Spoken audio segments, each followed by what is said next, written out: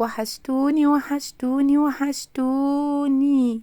اهلا اهلا اهلا اهلا بعز الحبايب. اهلا اهلا بيكم يا احلى متابعين. وحشتوني. عامله لكم وصفتين بجد يجننوا، وكمان غنت لكم وانا عندي برد. الوصفتين، وصفه بطاطا بجوز الهند، والبطاطا اللي على اليمين دي بالبلح وباللبن، وخدت جزء منها زي ما انتم شايفين حط عليه صوص شوكولاته. يعني وصفتين احلى من بعض. والبطاطا فيها فيتامينات كتير جدا ومضادة للأكسدة، وكمان البلح برضو فيه فوائد كتير. يلا بينا نشوف المقادير والطريقة للوصفتين الحلوين دول. يلا بينا يا أحلى متابعين. البطاطا اللي قدامنا دي أنا اشتريت النهاردة 4 كيلو. هعمل 3 وصفات، بس الكمية اللي قدامنا دول 3 كيلو بطاطا. طبعا غسلت البطاطا وقشرتها بالمقشرة. بعد كده حطيتها في حلة وحطيت عليها مج ونص مية، وحطيت عليها مج ونص سكر، وقلبتها كده وحطيتها على نار يعني هادية، بين هادية ومتوسطة، لحد ما استوت خالص. ما ينفعش يبقى فيها اثار مية عشان ما تبوظيش الوصفات، ما ينفعش يبقى فيه سوائل. بعد كده هرستها بالهراسة اليدوية لحد ما خليتها بوريه. هوريكم الهراسة اللي عملت بيها، وممكن تعمليها بمعلقة او بالمضرب الكهربي، يعني زي ما انتي عايزة. اهي الهراسة اهي اليدوية. بعد كده هنعمل الوصفة، الوصفتين هنعملهم مع بعض، وبعدين هاخد كمية للوصفة التانية. 6 معالق من جوز الهند، دي اول حاجة. طبعا احنا هناخد التلتين لوصفة وهناخد التلت لوصفة بعد ما نعمل الخليط مع بعض. هنحط 6 معالق جوز هند،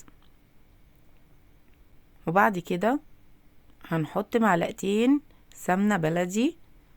طبعا السمنة البلدي بتديها تيست حاجة تاني خالص يعني، وتوديكي عالم تاني. ممكن تحطي سمنة عادية لو مش عندك او مش بتحبي تبقى تقيلة او حاجة.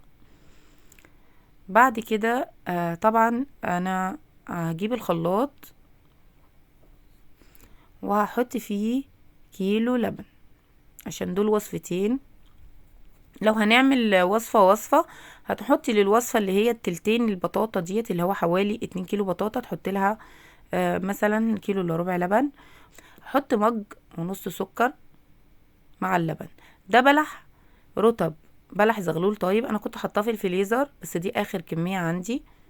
هحطهم مع اللبن، بس لو عندي اديهم تاني يا ريت كمان كنت حطيتيهم في خلطة البطاطا وجوز الهند والسمنة وقلبتيها معاها كده. تاكلي القطعة تلاقي جواها قطع بلح، بتبقى طعمها يجنن. بس بصراحة هي الكمية اللي كانت عندي كان حوالي ربع كيلو كده، اخر كمية عندي في الفريزر، فحطيت في اللبن بس عشان تدي الطعم للكل.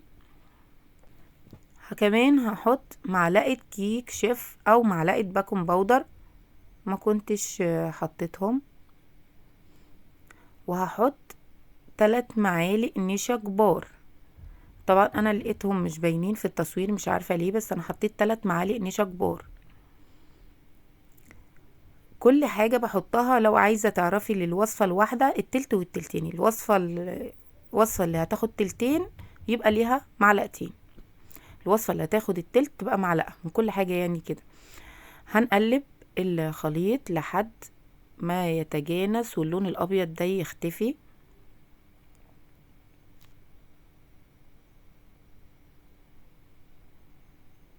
هبتدي انزل السوائل اللبن ده تدريجي وهقلب.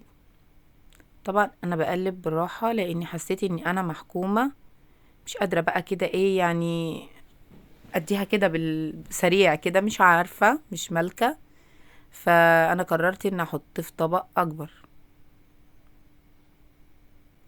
حطيتها في طبق اكبر وجبت المضرب اليدوي بقى وايه، وعشت بقى براحتي على اني كنت عايزة اعمل الوصفات بسرعة.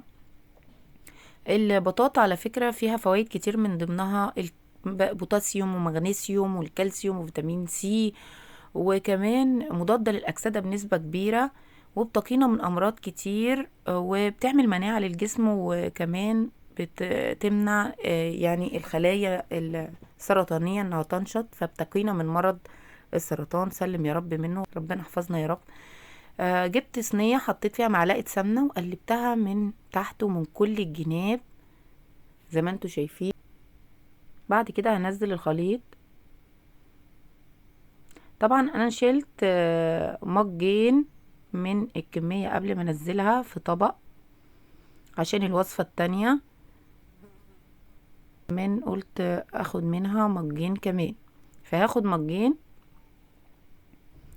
بفردها كده بشوف المقدار، بس شايفاه ان هو يعني كتير، فقلت اخد مجين كمان للوصفة التانية، لاني انا بحب الكمية تبقى مش كبيرة. زي ما انتوا شايفين الصينية كده مع المقاس كويس قوي، والوصفة كده زي ما قلت في الاول التلت والتلتين. خدت مجين كمان، ادي طبق وطبق قبليه.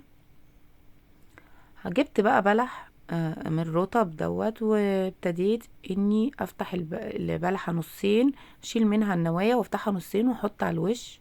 زي ما انتوا شايفين البلح مفيد وجميل، وكمان بيعالج الانيميا بنسبة كبيرة، وبيمنع الانتفاخ، وبيعالج القولون، وكمان بيقلل نسبة الكوليسترول في الدم. يعني بجد وجبة الصينية الحلوة دي بجد متكاملة. ولو عايزة تاكلي منها كمية ما تخافيش، المهم اني ما تاكليش كمية كبيرة، تاكلي كمية قليلة وكلي تاني، لا اما هتحتاجي تعملي دايت ورياضة ورياضة ودايت.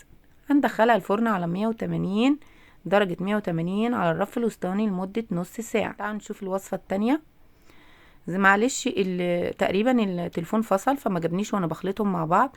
طبعا انا خدت تلت الكمية الوصفة الاولانية، وحطيت عليها مج بطاطا تاني سادة خالص من اللي انا عيناه للوصفة التالتة، وحطيت معلقتين زبدة، وحطيت معلقتين جوز الهند، وابتديت ان انا خلطتهم وحطيتهم في الصينية، وقعدت اعملهم بالسباتولا، سويتهم كويس قوي بالسباتولا. بعد كده جبت نص مج جوز هند وقعدت ارش على الوش وابططه كده، واحط تاني وابطط لحد ما مليت الوش جوز هند زي ما انتوا شايفين. لان الوصفة دي جوز الهند الكتير هو اللي بيديها طعم يجنن. هي اصلا بطاطا جوز الهند، بطاطا بجوز الهند بجد جميلة. والجوز الهند دي طبعا بعد ما نحطها على درجة حرارة 180 لمدة نص ساعة على الرف الوسطاني، هندخلها تحت الشواية 5 دقايق، والوصفة الأولانية هنحطها تحت الشواية 10 دقايق. بعد كده هوريكم الوصفتين من الاتنين أحلى من بعض بصراحة. تعالوا نشوف كده الأولانية.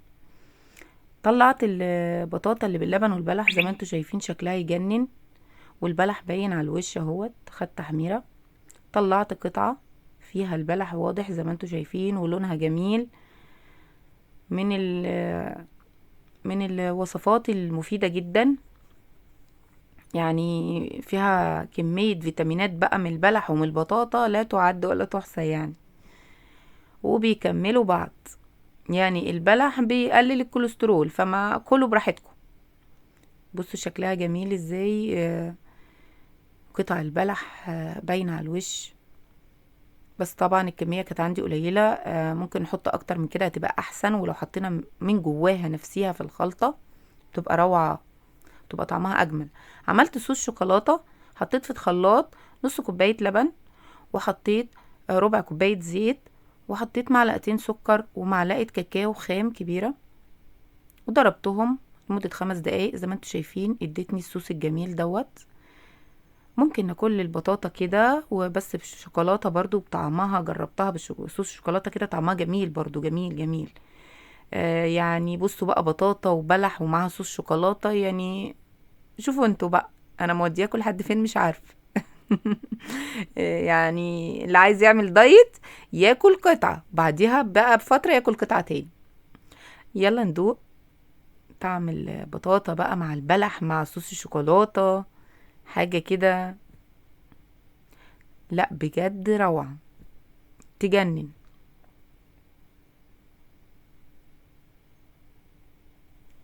لا جميلة، جربوها على ضمانتي. نشوف الوصفة التانية. جميلة بجد، يعني بصوا لونها يجنن كمان وريحتها قلب المطبخ. جوز الهند اللي خد تحميرة ده مدي ريحة يعني جنان، والله ريحتها جميلة جدا قلب الدنيا. هنقطعها وبعد كده نشوفها مع بعضينا. بصوا شكلها جميل. انا قطعتها، هعيد على التقطيع كده بسيطة عشان اعرف اطلع القطع.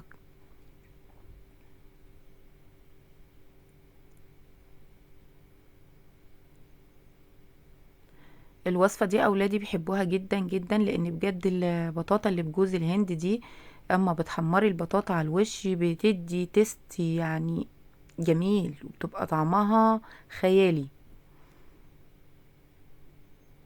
طبعا البطاطا دي هتلاقيها متماسكة اكتر، لاني انا حطيت مج بطاطا تاني سادة بعد ما خدت الكمية من الوصفة الاولانية، فطبعا هتلاقيها متماسكة اكتر، وانتي تقدري تتحكمي في كمية اللبن بايدك وتقللي اللبن.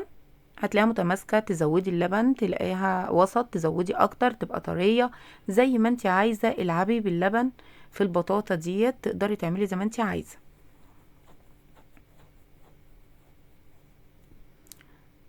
نطلع كام قطعة كده عشان نشوف مع بعض شكل البطاطا بعد ما استوت.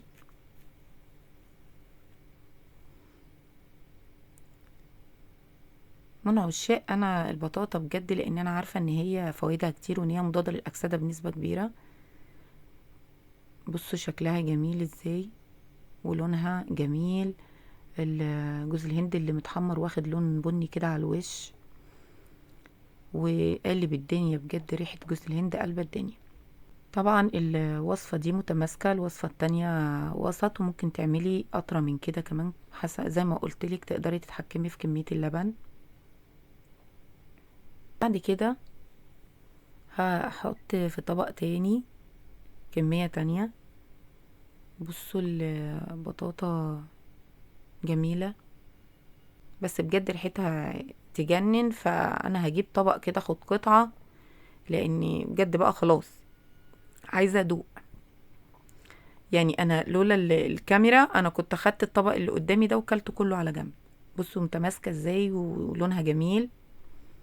ندوقها بقى.